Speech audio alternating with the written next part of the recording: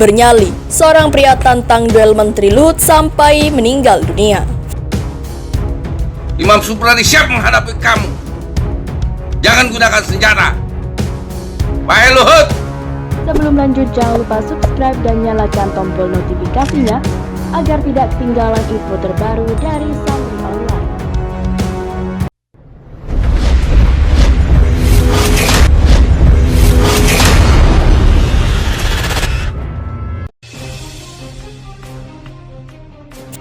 Seorang pria mengaku bernama Imam Supriyadi membuat video yang berisi tentang tantangan terhadap Menteri Koordinator Bidang Kemaritiman dan Investasi Luhut Binsar Panjaitan karena tidak suka dengan LBP. Dalam video tersebut, Imam mengajak LBP untuk berduel dengan tangan kosong. Tantangan itu disampaikan Imam Supriyadi lewat video berdurasi 2 menit 19 detik yang dibagikan oleh akun Twitter Narkosun, Selasa 20 Mei 2020. Imam Supriyadi yang terlihat dalam video menggunakan baju orange mengungkapkan alasan dia membuat video tersebut karena dirinya tidak suka dengan LBP. Di sini, Imam Supriyadi, banyak hal yang saya ketahui dan tidak sukai sehingga harus saya nyatakan. Demi Allah, saya tidak suka terhadap Luhut, katanya dengan nada yang tinggi. Selain itu, ia juga mengatakan duel dengan LBP harus dia lakukan sampai mati. Saya tantang Luhut Binsar Panjaitan di mana kau siap berhadapan dengan Imam Supriyadi. Biar sampai tiada sebagaimana Ahok saya tantang, tegasnya. Jangan kau LBP bawa pasukan, Imam Supriyadi siap menghadapi kamu. Jangan gunakan senjata, wahai Luhut ya, ujarnya lagi. Dalam tantangan tersebut, Imam Supriyadi juga mengutip sebuah ayat untuk menegaskan tindakannya tersebut. Saya takut mati, saya tidak takut mati, mulut kau busuk. La haula wala quwata illa billahil adiyil azim. Hanya kepada Allah saya berlindung, demi Allah saya tidak takut mati, tutur Imam Supriyadi. Tak berselang lama, Imam Supriyadi pun kembali mengutip sebuah ayat mengenai pentingnya berjihad. Allah berfirman dalam surat dan terjemahannya, hai orang-orang yang beriman, jangan sangka dengan sholat kalian masuk surga. Tidak, sebelum kau jihad menumpahkan darah, kalian masuk surga tanpa dihisap. Allahu Akbar. Sangat sedikit sekali orang-orang yang beriman menumpahkan darah kepada orang jihad yang menumpahkan darah. Aku hibur dengan kemenangan di medan pertempuran, ungkapnya. Sementara di akhir video, Imam Supriyadi mengaku dirinya siap mengalahkan banyak orang yang dinilai tidak sepaham. Imam Supriyadi siap memimpin 1000 pasukan mengalahkan 100 kali lipat, 100.000 maksimal 10.000, saya kalahkan 1 juta orang, ungkapnya.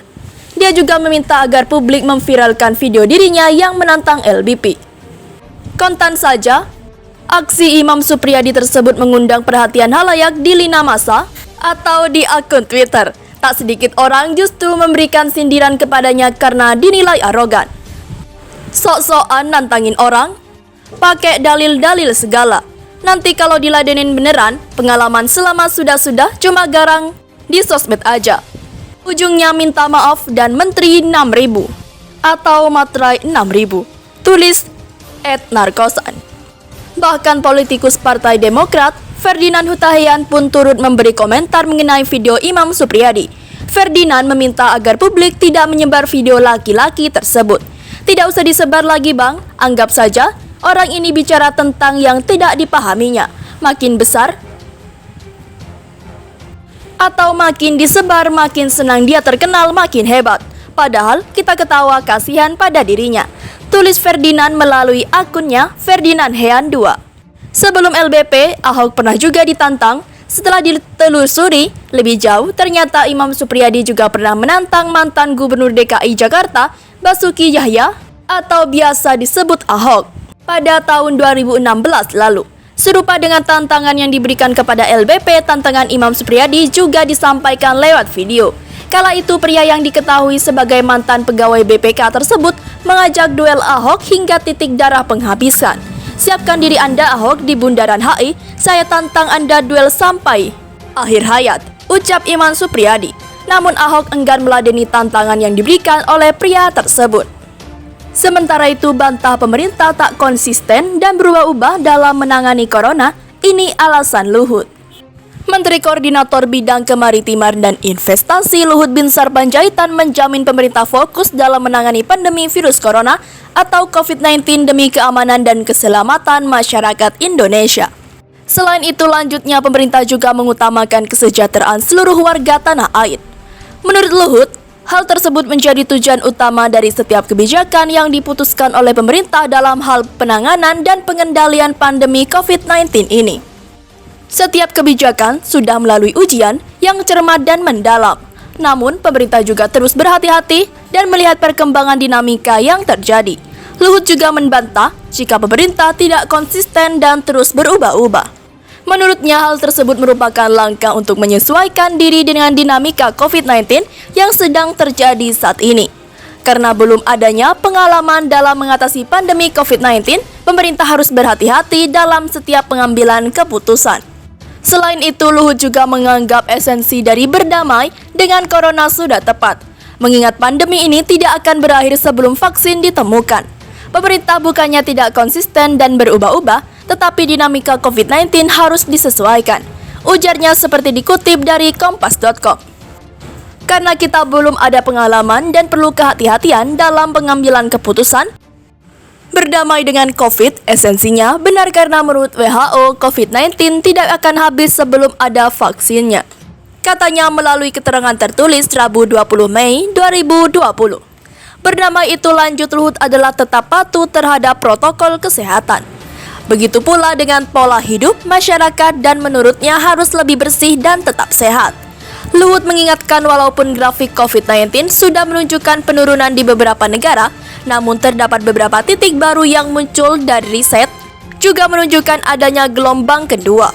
Oleh karena itu, Indonesia juga perlu waspada dengan gelombang kedua dan masyarakat tetap disiplin dalam melaksanakan PSBB dan protokol kesehatan yang ada. Kita wajib memberikan pemahaman kepada masyarakat, ini penting sekali, ujarnya. Mantan perwira tertinggi militer ini juga mengajak para rektor dari berbagai universitas untuk menyosialisasikan program pemerintah dalam menghadapi COVID-19 serta fokus pada berbagai strategi pemulihan perekonomian. Fokus pemerintah dalam penanganan COVID-19 berbagai macam terbagi menjadi dua, yaitu segi kuratif seperti pembangunan rumah sakit darurat, alokasi dana pemerintah pusat dan daerah, dan alat perlindungan diri, ujarnya. Kemudian dari segi preventif dan promotif dapat dilakukan melalui upaya seperti diseminasi informasi terkait promosi kesehatan melalui media sosial dan media massa, alokasi anggaran promosi kesehatan, pengawasan aktif, dan upaya kesehatan masyarakat, tambahnya. Sebelumnya, Wakil Ketua MPR RI, Lestari Mordijat, meminta pemerintah tidak bersikap ambigu dalam penerapan PSBB, khususnya menjelang Lebaran. Menurut dia, sejumlah tempat seperti ruas jalan dan pasar justru semakin ramai di tengah pandemi COVID-19 ini. Terjadi pemandangan yang memprihatinkan menjelang Lebaran ini. Pemerintah menegaskan belum ada pelonggaran kebijakan, tetapi keramaian dan kerumunan orang terus saja terjadi. Kondisi ini membingungkan sebagian masyarakat, ujar Riri, sapaan akrab Lestari dalam keterangan tertulis Selasa 19 Mei. Dia mengatakan bila memang perlu ada pelonggaran kebijakan, pihak aparat yang berwenang seharusnya bisa langsung menetikkannya. Kenyataannya, sebut Riri, sejumlah tempat termasuk ruas jalan di Jakarta mulai dipadati kendaraan. Di Pasar Tanah Abang, Jakarta Pusat misalnya, meski secara resmi pasar ditutup, para pedagang tetap bisa menggelar dagangan di pinggir jalan sekitar pasar. Akibatnya kerumunan orang tidak terhindarkan. Padahal kawasan Tanah Abang adalah salah satu kawasan dengan catatan kasus COVID-19 yang cukup tinggi di Jakarta. Berdasarkan corona.jakarta.go.id, jumlah pasien COVID-19 di Tanah Abang sebanyak 305 orang hingga Senin 18 Mei. Hal tersebut juga menyebabkan masyarakat yang sejak awal mematuhi aturan untuk tetap di rumah menjadi bingung apakah sudah diberlakukan pelonggaran atau bagaimana. Kalau belum ada pelonggaran kebijakan, mengapa tidak ada sanksi dan pengaturan sesuai protokol kesehatan, kata legislator Partai Nasdem itu. Kebingungan masyarakat, sambung Riri, bisa berujung pada kekecewaan bahkan sikap skeptis dari masyarakat. Sebelum publik tidak peduli, saya berharap pemerintah bisa menerapkan kebijakan dengan tegas sesuai dengan aturan yang berlaku, ucapnya. Dia juga mengingatkan pentingnya untuk membangun kesadaran masyarakat bahwa wabah COVID-19 ini harus dihadapi secara bersama dengan disiplin yang tinggi, jangan sampai kelengahan membawa dampak berlarutnya penyebaran wabah.